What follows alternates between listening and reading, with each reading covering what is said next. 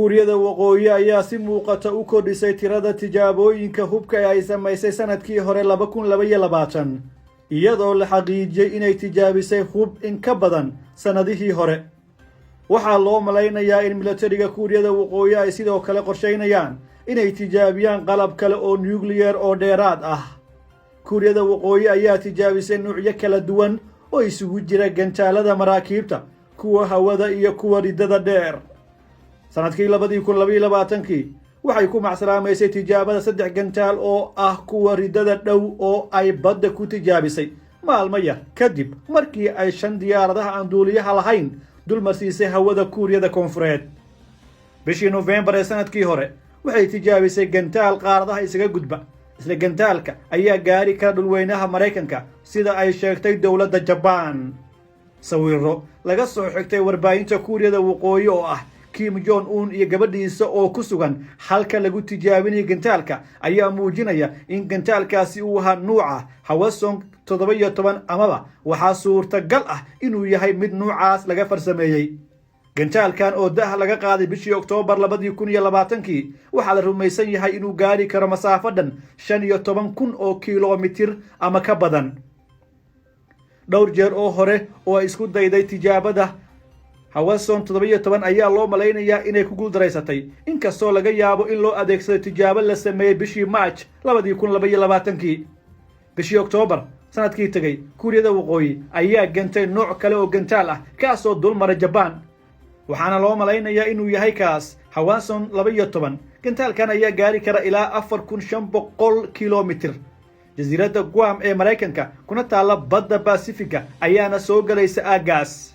kuuriyada waqooyi ayaa sidoo kale tijaabinaysa gantaalka Hwasong 14 kaasoo gaari kara ilaa 8,000 oo kiiloomitir, inkastoo cilmi baarisyo qaar ay tibaaxayaan inuu gaari karo ilaa 10,000 oo kiiloomitir, taasoo u suurtagelinaysa inuu xitaa gaaro New York.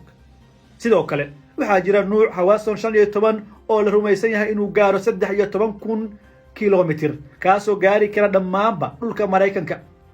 daahka qaadida gantaalahan cusub ayaa u muuqda kuwa fariin u ah maamulka Biden oo ah inay sii kobcayso awoodda waqooyiga sida ay qabaan khubarada amniga.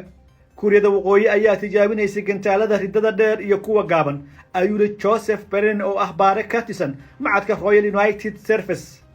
waxaa laga yaabaa inay hordhac u tahay qalab kale oo nuclear ah oo ay tijaabiso, kaasoo muddo la saadaalinayay, ayuu sii raaciyay. bishii March 2021 waxa ay fulisay waxa ay ugu yeertay nuuc cusub oo gantaal ah oo tactical lagu hago, kaasoo ay sheegtay inuu awoodo inuu qaado culays dhan 2.5 tan. falanqeeyaasha xarunta James Martin ayaa wakaaladda wararka ee Reuters u sheegay inay u muuqato nuuc cusub oo la horumariyay oo ah gantaal hore loo tijaabiyay oo ah gantaalka KN-23. markii ugu dambeysay ee kuuriyada waqooyi ay tijaabisay bamba nuclear ah waxay ahayd sanadkii 2017. qarxii ka dhacay goobta tijaabada ee Punggye-ri wuxuu ahaa mid awood badan oo cabirka awoodiisa lagu qiyaasay sida muuqata 100 ilaa 370 kiilotan. bamba awoodeeda ay tahay 100 kiilotan waxay 6 jeer ka awood badan tahay tii uu Mareykanku ku riday Hiroshima sanadkii 1945. kuuriyada waqooyi ayaa sheegtay in kani uu yahay qalabkii ugu horeeyay uguna awoodda badnaa dhammaanba noocyada hubka atomikada. si kastaba kuuriyada waqooyi ayaa laga yaabaa inay haatan danaynayso inay tijaabiso nuucyo yaryar oo nuclear ah sida uu qabo sargaalkan. waxay u muuqataa inay haatan tijaabinayaan awood cusub, qalab yar oo lagu rakabi karo nuucyo gantaalo ah ayna arki karaan, ayna ku jiraan kuwa ridada gaaban, ayuu yidhi.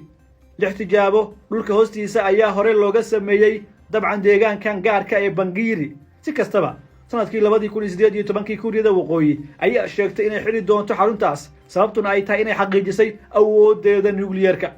qaar ka mid ah godadka goobta ku yaala ayaa la qarxiyay iyadoo ay goobjoog ka ahaayeen wariyaal ajaanib ah. si kastaba kuuriyada waqooyi ma aysan casuumin khubarada caalamka si ay u xaqiijiyaan in godadkan gebi ahaanba la baabiyay iyo in kale. sawirro lagu qaaday dayax gacmeed oo la shaaciyay bishii Maad ayaa muujinaya inay bilowdeen hawlo lagu dayactirayo isla xarunta tan. tijaabo walba oo nuclear ah oo mustaqbalka laga sameeyo goobta ayaa jabin doona axdiga golaha ammaanka ee qaramada midoobay. waxaa walaac laga muujinayaa xiisada ka taagan gobolka iyadoo sanadkan la filan karo dhacdooyin halis keena. toddobaadkii hore ayay xaaladdu cirka isku sii shareertay kadib markii waqooyiga kuuriya ay si lama filaan ah 5 diyaaradood oo nuuca aan duuliyaha lahayn ah ugu duulisay hawada kuuriyada koonfurta ayaa ku guuldareysatay inay joogato diyaaradahan taasoo bannaanka soo dhigtay meel tabaryarida dhanka difaaca ee kuuriyada koonfureed ay joogto waxayna walaac ku abuurtay dadka caadiga ee kuuriyada koonfureed kuwaas oo inta badan aan la dhacsanayn dhaqdhaqaaqyada waqooyiga madaxweynaha ayaa wacad ku maray in dalkiisa uu ka aargoosan doono daandaansi walba oo uga yimaado waqooyiga Chad Carol maamulaha guud ee kooxda qatarta Kuuriya oo ah adeeg falanqayn oo kormeera Kuuriyada waqooyi ayaa saadaalisay in tani ay u badan tahay inay 2023 ka horseedi karto iska horimaad toos oo dhex mara labada Kuuriya kaasoo xitaa keeni kara dagaal toos ah oo dhimasho sababa jawaabta ay bixiyaan labada dhinac ee waqooyi iyo koonfur waxay gaari karaan ilaa heer aan aragno in rasaas la isweedaarsanayo si ula kac ah ama si kale ayuu yiri hal qalad xisaabeed oo dhaca ayaa xaaladda dhan kale u rogi kara sanadkii 2018 hogaamiyaha Kuuriyada waqooyi Kim Jong Un ayaa madaxweynihii Mareykanka ee xilligaas Donald Trump u ballan qaaday in Kuuriyada waqooyi ay burburin doonto dhammaanba xarumaheeda nuclearka si kastaba hay-adda qaramada midoobay ee atomikada adduunka IAEA ayaa sheegtay in sawirada dayax-gacmeedka ay muujinayaan in Kuuriyada waqooyi ay dib u bilowday hawlaheeda nuclearka bishii September 2022 madaxa hay-addan Rafael Grossi ayaa sheegay inay jiraan calaamado muujinaya in mar kale la furay xarunta tijaabada nuclearka hay-adda ogolaansho uma haysan tegidda xarumaha nuclearka ee Kuuriyada waqooyi tan iyo bishii Abriil 2009